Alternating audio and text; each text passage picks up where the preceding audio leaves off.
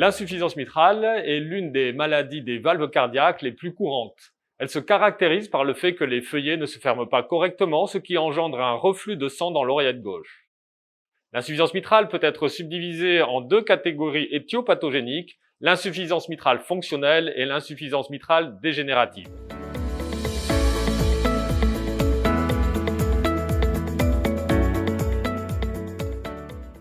Près de 1 personne sur 10, âgée de 75 ans ou plus, souffre d'insuffisance mitrale modérée à sévère ou sévère, ce qui induit une prévalence significative de cette pathologie, insuffisance mitrale.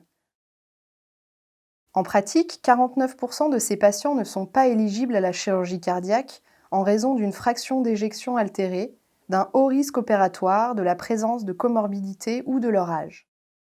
Ce constat sans équivoque montre une pathologie actuellement insuffisamment traitée.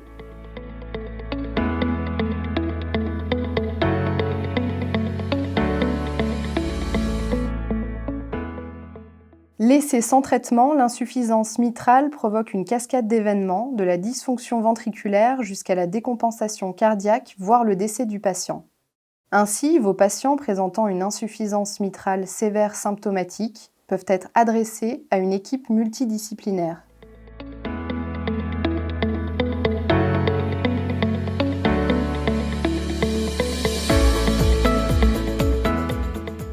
Voici l'exemple de cette patiente âgée de 78 ans, asymptomatique jusqu'alors, connue pour un souffle cardiaque non exploré.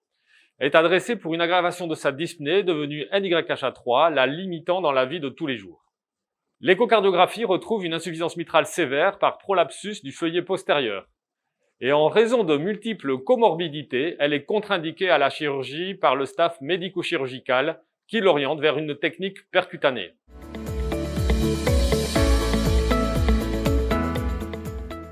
Dans le contexte du patient récusé à la chirurgie, une approche percutanée reste la seule option pour réparer la valve mitrale.